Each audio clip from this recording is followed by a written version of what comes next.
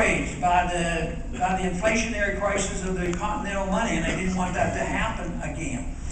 But the Federal Reserve is bad for a lot of reasons. It's secret, passes on, takes care of their friends.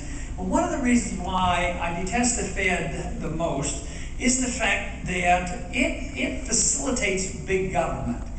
Because, you know, you can tax just so much and you can borrow just so much. If you did not have a Fed that would buy government debt, if we in the Congress spent too much and started borrowing, what would happen? Interest rates would go up, and the Congress would have to quit. So without a Fed, we could never have gotten into this crisis. And what does Congress spend the money on? Well, it's a bipartisan agreement. We spend it on war and welfare. And therefore, the military machine grows and the welfare system keeps growing, and irresponsibly, because the facilitator, the Federal Reserve, always takes care of that debt. And that's how we just keep digging deeper and deeper hole. When I talk to many young people, younger than this audience, it doesn't seem to be difficult for most people to grasp this whole idea of, oh, you need some money, just print it.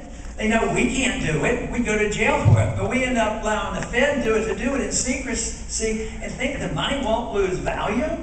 It is just astounding that we as a people have allowed our government to do this.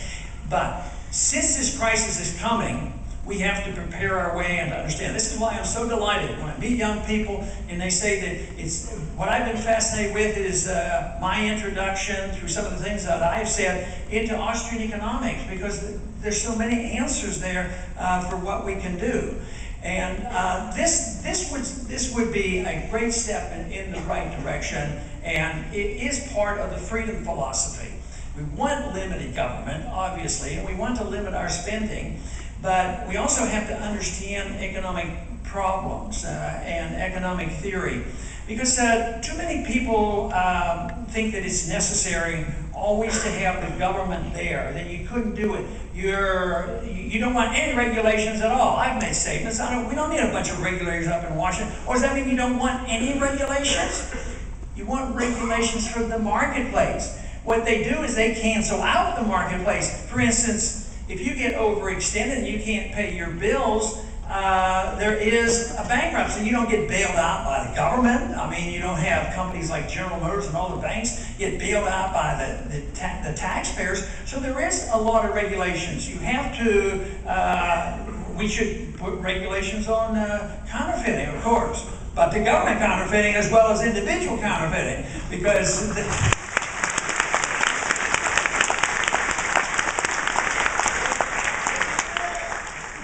so there's, too often, if you're defending the free market, you'll be charged with you don't care about anything, you don't care about the people, you don't care about regulation. But free markets are very, very tough regulators. Even in environmental issues, you say, oh, you don't have, what would happen if we didn't have all these federal government regulations to protect our environment? Well, what right does anybody have to pollute their neighbor's property? You don't have a right to do that. If it's a strict property right, which was neglected back in the Industrial Revolution, property rights were not cared about, and governments and industry polluted our waters and our air. But in a free society, you don't have the right to. So there are a lot of strict regulations, and it restrains, government activity.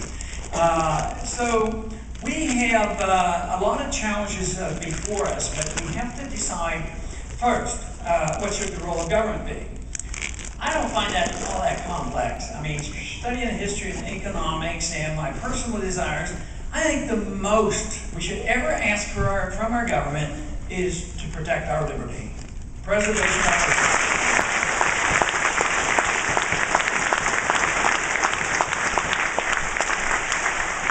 People argue that's too laissez-faire. People can do anything they want and nobody will be taken care of. There will be no safety net. But the alternative, if you had a free society and you had your liberties, you would have more prosperity. The country would be richer, it would be better distributed, and people are very generous, and we did live that way all the time, and there weren't people starving or having no medical care before. But we have to have an understanding and a confidence in freedom, that it does work. but we have lost our confidence. We have, as a people, come around to thinking, oh, it won't work if the government doesn't do this. They have to take care of us. The big problem with that is, if you get soft and you say, well, yes, the poor, we want to help, and you introduce this notion of welfare transfer to the needy, what happens is the rich get all the benefits. They're the ones who get, and there might be the ones in the military-industrial complex who contrive to have a foreign policy that we have, and they make billions of dollars off this, and they throw crumbs to the poor. I don't think the poor people make out. They lose their job and their dignity and everything else because we have lost our confidence in how a free society works. A lot is said, and I notice our president will say this on occasion, but I hear it all the time. They say, well, we need to solve this problem. We know what I'm saying is correct, and you're right, we need to do something. And the only way we can do this is everybody has to sacrifice. And I just don't buy into that thing. Why would it be a sacrifice to you if I delivered to you a society which made you a free person? And that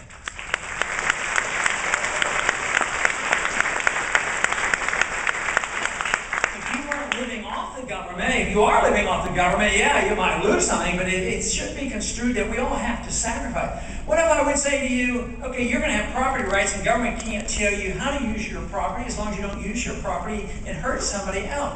What if I said to you that, yes, in a free society, nobody's going to take care of you, but there'll be jobs and you can go out and work and the government has no right to your income?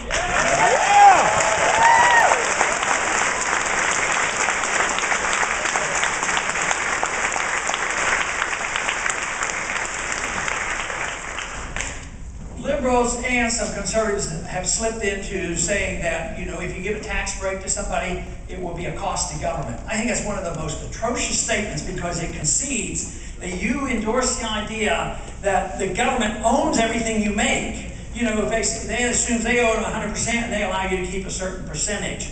You should own 100%, and when we need to take care of each other, ourselves, and our family and friends, we do this in a voluntary manner.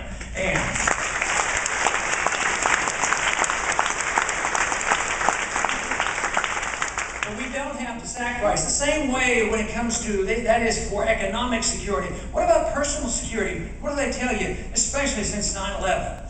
They say, well, we'll take care of you. We're going to make you safe. Our job in government is to make you safe, but you have to give up a little bit of your freedoms. I don't think you ever have to do that, because I think if you do, as it was said many years ago, that you give up both your safety and your security and your privacy. So it has no benefit to us to give up our security. To give up our liberties for our security.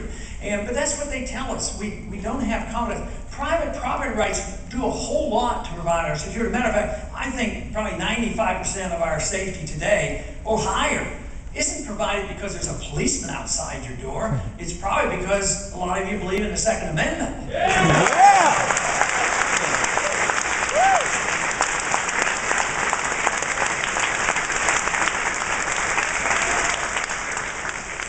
I've said many times why our foreign policy helps encourage those individuals who become hateful toward us and willing to do us